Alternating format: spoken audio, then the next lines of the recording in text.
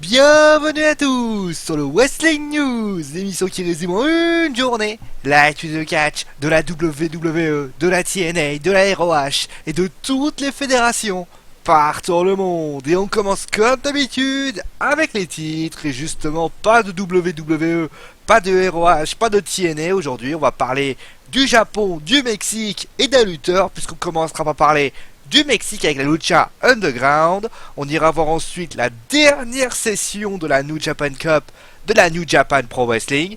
Et on va aller voir du côté, eh oui, d'une personne qui a subi une sévère blessure et qu'on a des nouvelles. C'est l'ancien lutteur de la WWE, Yoshitatsu. Allez, maintenant on commence donc avec la Lucha Underground. Je vous l'ai dit, hein, c'est la fédération mexicaine qui fait des luttes assez incroyables. Et donc on a les résultats. Donc, eh bien hier, nous avons donc vu la victoire de Marty the Moth Martinez face à The Mac grâce à un Curse Stomp. A noter qu'une femme, un basket intrigante, a fait son apparition, distrayant The Mac.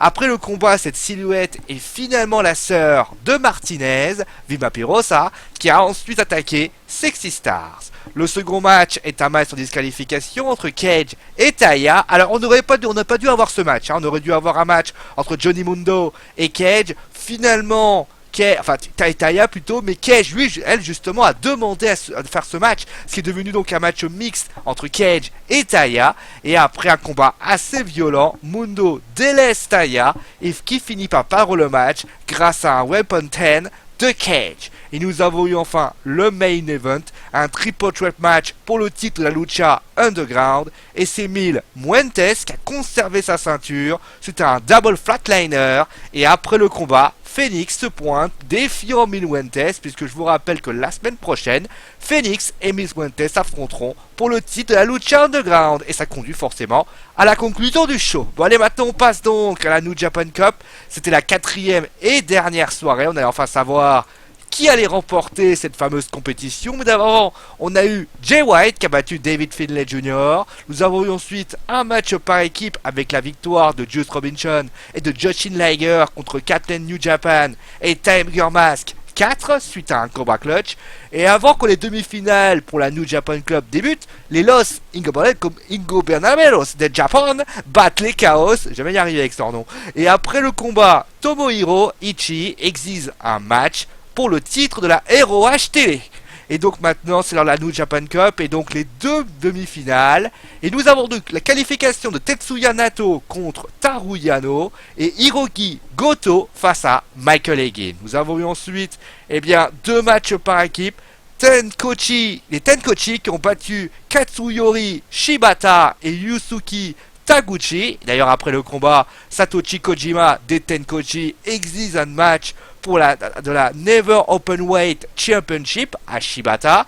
Et les Chaos, donc attention, c'est pas les mêmes que tout à l'heure, hein. Kazushika Okada, d'ailleurs pressenti à la WWE, on en parlera la semaine prochaine, et Kazushi Sakuraba ont battu Manabu Nakanishi et Yuji Nakata. Et d'ailleurs après le combat, les Bullet Club étaient de sortie, donc ils ont battu Hiroshi Tanahashi Togi Makabe, non Legba, pas cette blague, et Tomoaki Oma.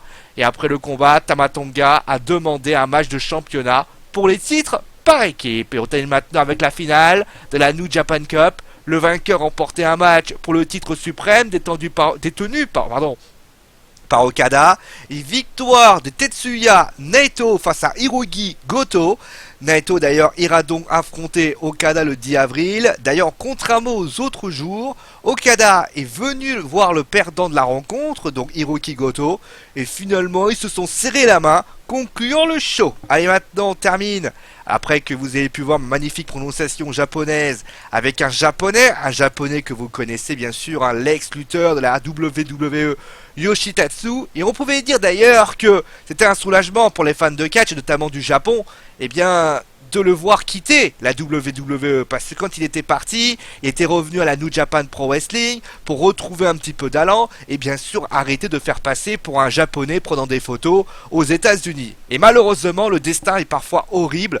Dès le premier match, AJ Styles, d'ailleurs c'était un petit peu la raison d'ailleurs que j'ai vu le Wrestling News de samedi, je parlais de AJ Styles et du fait qu'on pouvait lui enlever le Style Clash. C'est exactement pour ça, puisque AJ Styles avait botché son Style Clash et Jeff Jarrett, qui ne savait pas du tout qu'il était blessé, avait expédié des coups de guitare sur le japonais. Suite à cela, on lui a diagnostiqué une blessure au cou, et comme on sait, Daniel Bryan, Tyson Kidd, on pouvait imaginer le pire bien sûr pour le japonais. Et finalement, rassurez-vous, après quand même 14 mois d'absence, hein, quand même, Yoshitatsu vient de recevoir le droit de remonter sur un ring, et ce sera le mois prochain. Enfin en tout cas, c'est une excellente nouvelle, mais soyons quand même modérés. Vous savez tous ce que c'est, on remonte sur un ring. Et Daniel Bryan, on peut vous en parler, on remonte sur un ring, on pense que tout va bien, et puis il y a la rechute, et c'est souvent le gros problème par rapport à ça. En tout cas, c'est la fin de ce Wrestling News, j'espère qu'il vous a plu. Comme je l'ai dit lundi, eh bien vous aurez demain les résultats de WWE Raw, et comme je l'ai déjà dit également, il y a une diva, ou plutôt une manageuse, qui a priori, si elle veut un match à WrestleMania, va falloir qu'elle fasse de gros progrès. Bon allez, prenez soin de vous, amusez-vous bien, et ciao tout le monde!